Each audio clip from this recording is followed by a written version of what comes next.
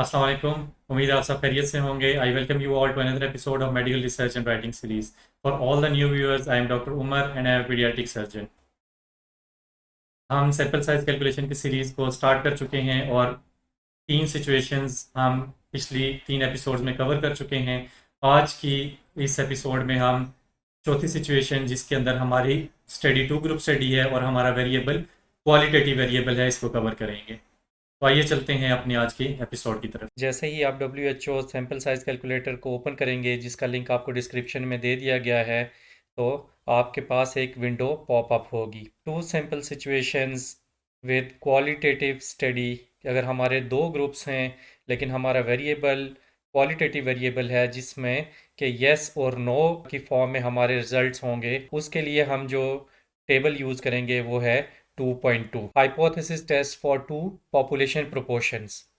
Qualitative variable के साथ qualitative study के अंदर जितने भी हमारे रिजल्ट्स होंगे रेफरेंस स्टडी के, वो तो या हमें परसेंटेजेस में दिए गए होंगे या प्रोपोर्शंस में दिए गए होंगे।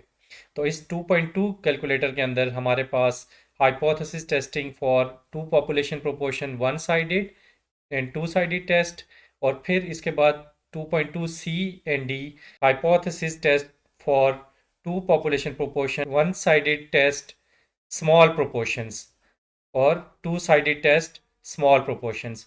अब स्मॉल प्रोपोर्शन से क्या मतलब है? स्मॉल प्रोपोर्शंस वो प्रोपोर्शंस है कि जिनमें हमारी रेफरेंस स्टडी के अंदर जो रिजल्ट्स हमें दिए गए हैं वो 0.01 से लेके 0.1 तक हैं, या अगर परसेंटेजेस में लें तो 1% से लेके अगर 10% तक जो हमने रेफरेंस स्टडी चूज़ की है उसके रिजल्ट्स आ रहे हैं, तो उस सूरत में हम स्मॉल प्रोपोर्शंस के टेबल यूज़ करेंगे। अगर 10% से ऊपर के हमारे रिजल्ट्स हैं तो हम 2.2 ए या बी में से कोई भी यूज़ कर सकते हैं। टू साइडेड टेस्ट यूज़ करें तो उसमें यह होगा कि हम हमारा सैंपल साइज़ तो थोड़ा ज़्यादा आएगा, लेकिन बेहतर है कि हम दोनों कंडीशंस के अंदर स्मॉल प्रोपोर्शंस में 10% से ऊपर अगर रिजल्ट्स हैं तो हम to sided test he use करें। 2.2 बी को यूज़ करेंगे, एस्टिमेट पे क्लिक करेंगे तो हमारे पास एक सेकंड विंडो पॉपअप हो जाएगी और इसके अंदर जो चीज़ें हमने एंटर करनी है वो हमारे सामने हैं, और यही चीज़ें हमने सैंपल साइज साइनॉप्सिस के हेडिंग के नीचे मेंशन करनी है कि लेवल ऑफ सिग्निफिकेंस ऑलरेडी 5 के ऊपर है, power of test 90%, anticipated population proportion of first variable जिसको हम कंपेयर कर रहे हैं उसकी वैल्यू हमने प्रोपोर्शन की सूरत में डालनी है। अगर रेफरेंस स्टडी के अंदर परसेंटेजेस हैं तो हमें उसको प्रोपोर्शन में कन्वर्ट करना पड़ेगा, और anticipated population of proportion two, तो P2 यहाँ पे भी हमें उसको प्रोपोर्शन के अंदर ही एंटर करना पड़ेगा। तो चले एक एग्जांपल को देख लेते हैं। तो ये हमारे पास एक साइनॉप्सिस है जिसका ऑब्जेक्टिव है to compare the effectiveness of crystalloids, ringer lactate and normal saline in improving acute kidney injury in ICU patients secondary to sepsis. अब इफेक्टिवनेस को हमने मेजर करना है जो कि एक प्योर क्वालिटेटिव वेरिएबल है। इस इफेक्टिवनेस को ऑपरेशनल डेफिनेशन के अंदर भी मेंशन करेंगे कि किस चीज़ को हम इफेक्टिवनेस कहेंगे। तो यहाँ पर इफेक्टिवनेस की डेफिनेशन ऑपरेशनल डेफिनेशन में मेंशन कर दी गई है कि effectiveness will be assessed in terms of major adverse kidney event occurred in duration of hospital stay or in first 30 days of hospital stay.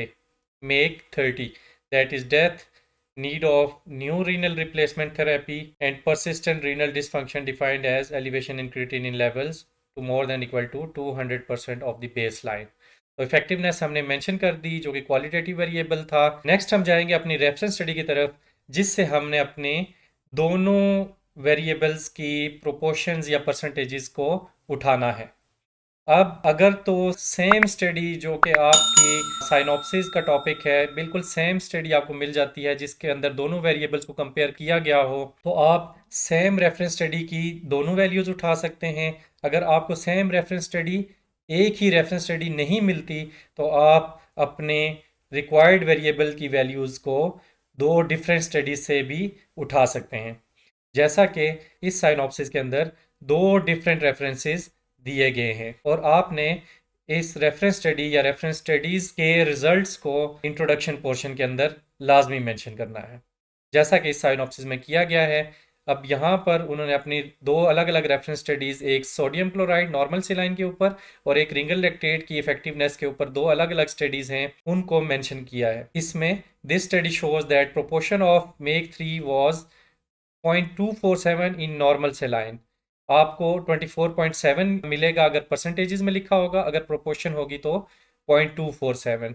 तो आप भी यहाँ पर परसेंटेजेस में भी मेंशन कर सकते हैं और उसको प्रोपोर्शन में कन्वर्ट करके भी अपने इंट्रोडक्शन के अंदर इसके रेफरेंस को मेंशन कर सकते हैं। तो ये एक रेफरेंस से नॉर्मल सेलाइन के वैल्यू को लिया गया। और दूसरी स्टडी के अंदर the result shows that proportion of MAKE 3 in ringer lactate balance trial group was 0.143। ठीक है, इसको भी प्रोपोर्शन में यहाँ पे मेंशन किया गया है। अगर आपकी स्टडी के अंदर परसेंटेजेस में है तो आप उसको परसेंटेजेस में मेंशन कर सकते हैं, या यहाँ पर उसको प्रोपोर्शन में कन्वर्ट करके उसको परसेंटेज को 100 पे डिवाइड करेंगे तो आपके पास प्रोपोर्शन आ जाएगी। जैसे कि ये 0.143 है तो ये 14.3% है एक्चुअली। तो हमारे पास दो वैल्यूज़ आ गई, एक 0.247 और एक 0.143। तो इन वैल्यूज़ को हम अपने सैम्पल साइज कैलकुलेटर 2.2b के अंदर मेंशन करेंगे, क्योंकि ये दोनों 10% से ऊपर के रिजल्ट्स हैं या 0.1 से ऊपर के रिजल्ट्स हमारे रेफरेंस स्टडीज़ में। यहाँ पर हम मेंशन कर देंगे 0.247 और यहाँ पर मेंशन करेंगे 0.143। जब ये हम मेंशन करेंगे तो हमारे पास सैम्पल साइज आया 303। इसका मतलब यह है कि we have to take 303 patients or more than 303 patients in each group for our study. 303 patients हर ग्रुप में लेना ये काफ़ी लार्ज सैम्पल साइज हो जाएगा। तो आप पावर ऑफ टेस्ट या लेवल ऑफ सिग्निफिकेंस को मैनिपुलेट करते हुए अपने सैम्पल साइज को कम कर सकते हैं। अब ये पावर ऑफ टेस्ट 90% के ऊपर हमें 303 का सैंपल आ रहा है इन ईच ग्रुप। तो अगर हम इसको कम करके 80% पे कर देंगे तो हमारा sample size 227 in each group आ जाएगा। फर्दर अगर हम लेवल ऑफ सिग्निफिकेंस को भी गिरा दें, 10% पे ऊपर ले जाएं, तो हमारा सैंपल साइज 179 पर आ जाएगा। लेकिन बेहतर यही है कि लेवल ऑफ सिग्निफिकेंस को 5% के ऊपर ही रखें और पावर ऑफ टेस्ट को थोड़ा कम कर दें। अब इसकी हम एग्जाम्पल को देख लेते हैं कि साइनॉप्सिस के अंदर इसको कैसे मेंशन किया गया है। तो यहाँ पर लिखा गया है sample size will be calculated by WHO calculator. यहाँ पर हम मेंशन कर देंगे 2.2b, जहाँ पे लिखा हुआ था कि एंटिसिपेटेड पॉपुलेशन प्रोपोर्शन 1, तो उसमें आपने लिखना है population proportion of MAKE 3 in normal saline, या जो भी आपका वेरिएबल होगा वो आपने मेंशन करने के बाद आपने उसकी प्रोपोर्शन को मेंशन कर देना है और साथ में रेफरेंस डाल देना है। इसी तरह population proportion of MAKE 30 in ringer lactate group, आपने प्रोपोर्शन को मेंशन कर दिया और साथ में रेफरेंस स्टडी का रेफरेंस दे दिया। कॉन्फिडेंस लेवल या लेवल ऑफ सिग्निफिकेंस, इन दोनों में से कोई आप एक मेंशन कर सकते हैं। हमारे टेबल के अंदर यहाँ पर लेवल ऑफ सिग्निफिकेंस है तो 5, आप 5 मेंशन कर सकते हैं। पावर ऑफ टेस्ट अगर 90% पे आपने रखी है तो 90% के रिजल्ट्स, हमने काम करके 80% की थी तो हमारा 227 इन ईच ग्रुप आया था। तो सैंपल साइज आपने उसको राउंड ऑफ करके ऊपर की जानिब 230 इन ईच ग्रुप लिख लिया एंड टोटल सैंपल साइज 460। तो अगर हमारी स्टडी 2 ग्रुप्स है और वेरिएबल हमारा क्वालिटेटिव वेरिएबल है, comparative study with qualitative variable, तो आप इस तरह से सैंपल साइज कैलकुलेटर WHO का यूज़ करते हुए 2.2b के थ्रू सैंपल साइज को कैलकुलेट कर सकते हैं। इसी तरह 2.2c एंड d जो कि स्मॉल प्रोपोर्शंस के लिए हैं, इनके अंदर भी वही तमाम चीज़ें हैं जो आपने मेंशन करनी है। सैंपल साइज कैलकुलेट करने का मेथड वही है जो कि 10% से ऊपर या 0.1 से ऊपर के वैल्यूज़ के लिए है। उम्मीद है आपको आज की वीडियो पसंद आई होगी। अपनी किसी भी किस्म की क्वेरी के लिए हमारे कमेंट सेक्शन में कमेंट्स कीजिए। तो नेक्स्ट वीडियो में आपसे मुलाकात होगी। अपना बहुत ख्याल रखिएगा। अल्लाह हाफिज़।